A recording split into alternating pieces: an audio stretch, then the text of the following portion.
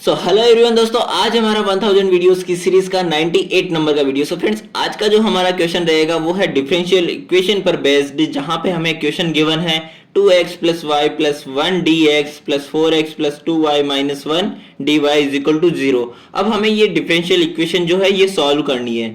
तो ये हमारे पास इसकी क्वेश्चन की फॉर्म है, बट फर्स्ट ऑफ ऑल हमको इसे तमीज से लिखना है। मीन्स यहाँ पे हमें एक बार के लिए dy by d x common लेके फिर हमारे पास जो इक्वेशन आ रही है उस तरह से लिखना है, ताकि हमें ये पता लग सके कि इसमें हम कौन से मेथड को अप्लाई करके इक्वेशन को सॉल्व करने के लायक बना सकते हैं। सो यहाँ पे मैंने इस वाले टर्म को आरएचएस में लिया, तो ये माइनस का हो जाएगा and d y by d x हो जाएगा minus of 2x plus y plus 1 divided by 4x plus 2y minus 1। ठीक है, तो ये हमारे पास आ गई अब क्वेश्चन की एग्जैक्ट फॉर्म।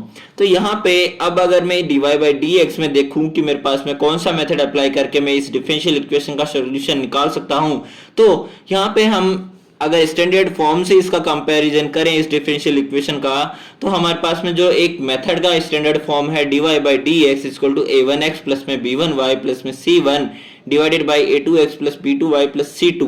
आप इससे अगर इसको कंपेयर करोगे तो यहाँ पे ये फॉर्म आपका कंपेयर हो रहा है। सो यहाँ पे ये standard form is present, then it's damn clear that we have to use here the method of non homogeneous differential equations reducible to homogeneous form. So ये वाली जो फॉर्म होती है ये हमें इस मेथड में अप्लाई करनी होती है। अगर ये मेथड अप्लाई होगा तो वहां पे ये फॉर्म गिवन होगी। ठीक है, सो इस मेथड में हमारे पास में क्या कंडीशन रहेगी? कंडीशन देखिए, यहाँ पे जो a1 b1 a2 b2 जो x एंड y के कोफिशिएंट है, उन x एंड y के कोफिशिएंट्स की जो डिटर्मिनेंट वैल्यू है वो या तो डजंट इक्वल टू 0 होगी या फिर इक्वल टू 0 होगी। अब अगर मैं डजंट इक्वल टू 0 के लिए बात करूं तो इनका डिटर्मिनेंट a1 b2 माइनस में b1 a2 होता है, तो मैं इस साइड भेजूंगा तो doesn't equal to b1 a2 हो जाएगा। अब यहां से a1 अपॉन में a2 doesn't equal to b1 upon में b2 हम कह सकते हैं। किस कंडीशन के लिए? अगर डजंट इक्वल टू 0 है तो। अब जस्ट ऑपोजिट अगर इक्वल टू 0 के लिए मैं बात करूं इसके डिटरमिनेंट वैल्यू को, तो a1 b2 माइनस में b1 a2 is equal to 0 होगा। तो मैं इनको इस तरह से भी लिख सकता हूं कि a1 b2 is equal to b1 a2। यहां से a1 अपॉन में a2 is equal to b1 upon में b2 हो जाएगा। यानी कि इन दोनों कंडीशंस में कोई सी भी बन रही हो तो आपको कौन सा अप्लाई करना है method? Non homogeneous differential equation reducible to homogeneous form, जिसमें हमारे पास में जो डिफरेंशियल इक्वेशन है उसकी फॉर्म होगी इस तरह से। ठीक है, तो अब अगर मैं हमारे पास dy बाई डी एक्स की बात करूं तो मेरे पास में a1 अपॉन में a2 यहां से क्या मिलेगा 2 अपॉन में 4 एंड b1 अपॉन में b2 1 अपॉन में 2। तो इन दोनों की वैल्यूज क्या है मेरे पास में? इक्वल है। मींस जो केस 2 था मैं जो मैंने लास्ट पेज में बताया था वो केस 2 यहाँ पे अप्लाई होगा।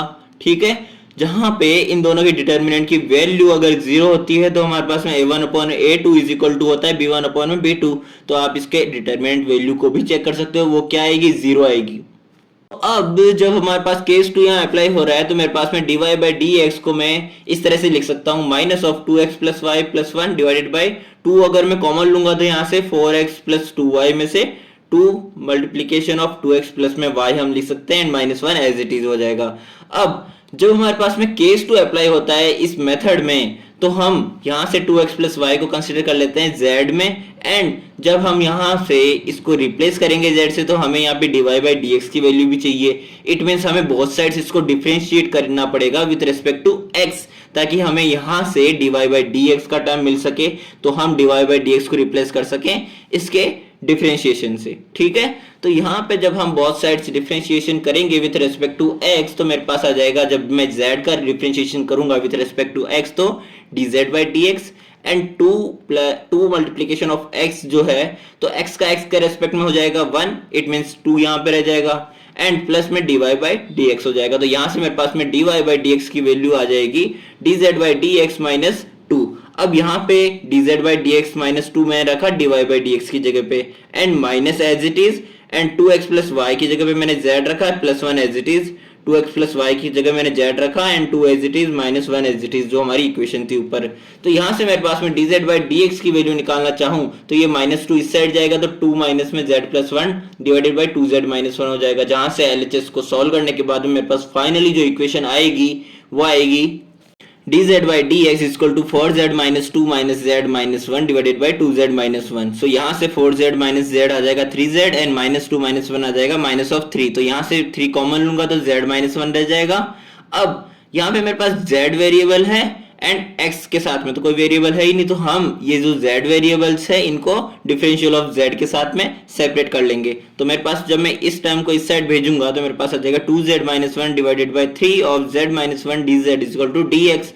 तो मैं 3 को इस साइड ले आता हूं. अब यहां से मैं जब z एंड x की वैल्यूज निकालने में इंटरेस्टेड हूं तो मुझे क्या करना पड़ेगा, यहाँ पे फाइनली बोथ साइड्स इंटीग्रेशन करना पड़ेगा. सो जब हम इंटीग्रेशन करेंगे तो यहाँ पे मेरे पास में 2z minus 1 divided by z minus 1 है, तो मैं ऊपर से एक z minus 1 को अलग कर सकता हूँ. अलग किस तरह से करूंगा, इस तरह से जब मैं लिखूंगा तो z plus z minus 1 divided by z minus 1 and 3x plus c हो जाएगा जब हम यहां से इसको इंटीग्रेट करेंगे तो, एंड c हो जाएगा इंटीग्रेटिंग कांस्टेंट मेरे पास. अब मैं इसको सेपरेट करके लिख सकता हूं डिनोमिनेटर के साथ में अलग अलग, तो z अपॉन में z minus 1 हो जाएगा एक इंटीग्रेशन का term and z minus 1 divided by z minus 1 हो जाएगा एक इंटीग्रेशन का टर्म. तो यहां से मेरे पास में इस इक्वेशन में तो ये कैंसिल आउट हो रहा है, न्यूमरेटर एंड डिनोमिनेटर सेम है, तो मेरे पास में dz का इंटीग्रेशन हो जाएगा 1 है यहाँ पे तो z ही रह जाएगा यहाँ पे. बट जब हम इसका इंटीग्रेशन करेंगे तो मुझे z minus 1 को t कंसीडर करना पड़ेगा, जहां पे both sides after differentiation dz is equal to क्या आ जाएगा, dt आ जाएगा. एंड अगर मैं यहाँ पे इस z को रिप्लेस करना चाहूँ तो यहाँ से z इज इक्वल टू हो जाएगा t प्लस 1. तो यहाँ से t प्लस 1 रखा मैंने and divided by t as it is dt plus z is equal to 3x plus c. अब यहां से भी मैं अगेन t अपॉन में t प्लस में 1 अपॉन में t dt plus z is equal to 3x plus c जो मैंने ऊपर दोहराया था वही वापस से कर रहा हूं यहाँ पे.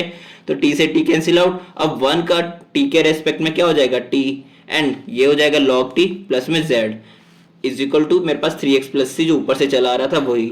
यहां से आ जाएगा z plus z 2z and मैं माइनस 1 को इस साइड भेजा तो 3x प्लस 1 हो गया and log of z minus 1 and is equal to में यहाँ पे प्लस सी हो जाएगा. ठीक है, तो फ्रेंड्स यहाँ पे मेरे पास में फाइनली जो इक्वेशन आएगी वो आएगी 2z प्लस में log of z minus 1 is equal to 3x plus 1 plus सी, जहाँ पे मुझे z की जो वैल्यू मैंने इनिशियली कंसीडर की थी वही वैल्यू उसको लौटानी पड़ेगी जो मैंने कंसीडर की थी 2x प्लस वाई.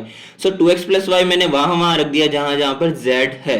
तो 2x प्लस वाई मैंने जब रखा तो मेरे पास फाइनल इक्वेशन आ गई 4x plus 2y minus 3x minus 1 plus में log of 2x plus y minus 1 is equal to c. जहां से मैं आफ्टर सॉल्विंग इसको सिंप्लीफिकेशन के बाद में कह सकता हूं कि 4x माइनस 3x हो जाएगा x and 2y as it is and minus 1 को मैं इस साइड ले जाता हूं जहां से मैं c प्लस 1 को एक नाम दे देता हूं c1 जिसकी वैल्यू है c प्लस 1 एंड ये मेरे पास आ जाएगी फाइनल इक्वेशन. तो मिलते हैं हमारे नेक्स्ट वीडियो में. ये था हमारा आज का वीडियो.